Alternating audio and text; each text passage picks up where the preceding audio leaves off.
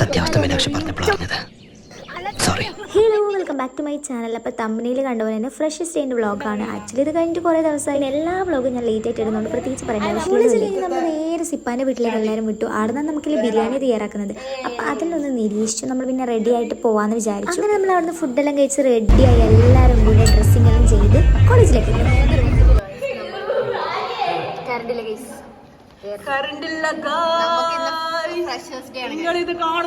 അങ്ങനെയൊക്കെ കറണ്ടെല്ലാം വന്ന് നമ്മളിത് അവർക്ക് പണി കൊടുക്കാൻ പോകണുണ്ട്. അപ്പൊ ആദ്യത്തെ സർപ്രൈസ്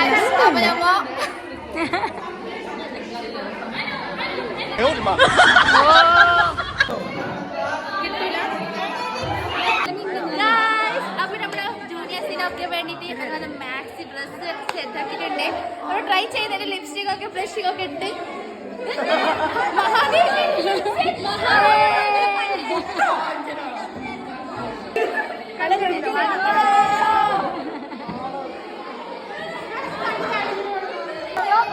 അങ്ങനെ എല്ലാവരും കൂടി അവരൊരു പരിവാക്കി. പിന്നെ അവരതൊരു ഫണ്ണി ആയിട്ട് എടുത്തോണ്ട് നല്ല രസമുണ്ടായിരുന്നു.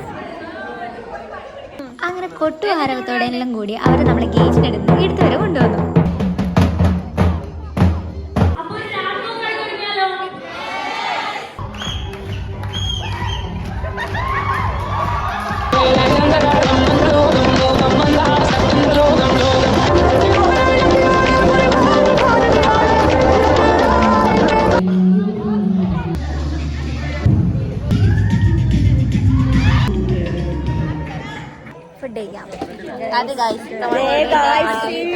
തളർന്നു.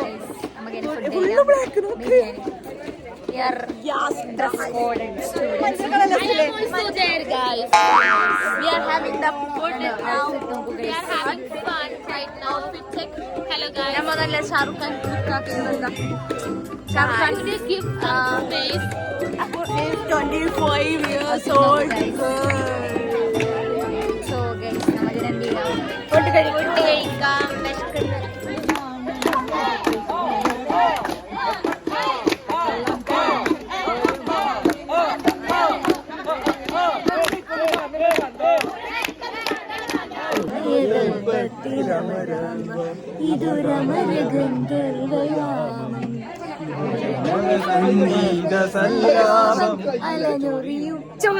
ഖാൻ ഇവനൊക്കെ എവിടുന്ന് വരുന്നടാ?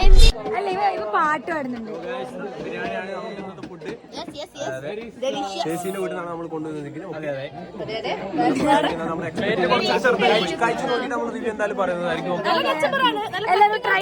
കൗതുക ലേശം കൂടുതലാണ്. മാപ്പാക്കണം.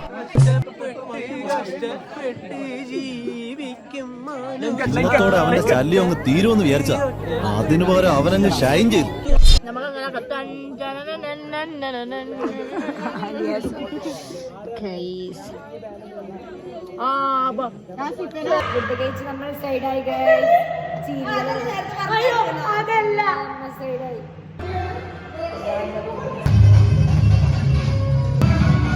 അങ്ങനെ എല്ലാ പരിപാടിയും കഴിഞ്ഞ് നല്ല ലേറ്റായി. നമ്മൾ നേരെ പോയത് മറിയുടെ വീട്ടിലേക്കാണ്. എല്ലാവരും നല്ലതാണ് സ്റ്റേജിൽ നമ്മളെ കൊണ്ടാക്കാൻ വേണ്ടി അങ്ങോട്ട് വന്നിട്ടുണ്ടായിരുന്നു.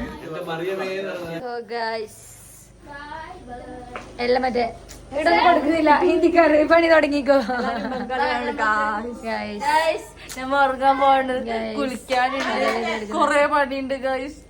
Bye guys, good night. അപ്പൊ ഇന്നത്തെ ഫെയർവെൽ ഒക്കെ കഴിഞ്ഞു. അല്ല ഫെയർവെൽ അല്ല, കഴിഞ്ഞു. നമുക്ക് ഇങ്ങനത്തെ ഒരു ഡേ ഇല്ലാന്ന് വിചാരിക്കാം. Okay bye bye guys. അപ്പൊ നമ്മ ഇപ്പൊ ഉള്ളത് മറിയുവിന്റെ വീട്ടിലാണ്. ഫുൾ സെറ്റപ്പാണ്. ബെഡ്ഷീറ്റ് ഒക്കെ ബ്ലാങ്കറ്റ് ഒക്കെ സെറ്റ് ആക്കിയിട്ട് ഇല്ലാത്ത സ്ഥലത്ത് സ്പേസ് ഒക്കെ ഉണ്ടാക്കിയിട്ടാണ് എല്ലാവരും കിടന്നിട്ടുള്ളത്. അപ്പൊ ഇത് നോക്കുന്നില്ല, മനുഷ്യന്മാർ ഇതിന്റെ ഉള്ളിലുണ്ട്. ഇവിടെ ഉള്ളത് വർഷവും സോ അങ്ങനെ ഇന്നത്തെ പരിപാടി മൊത്തം കഴിഞ്ഞിരിക്കുകയാണ്. Bye bye.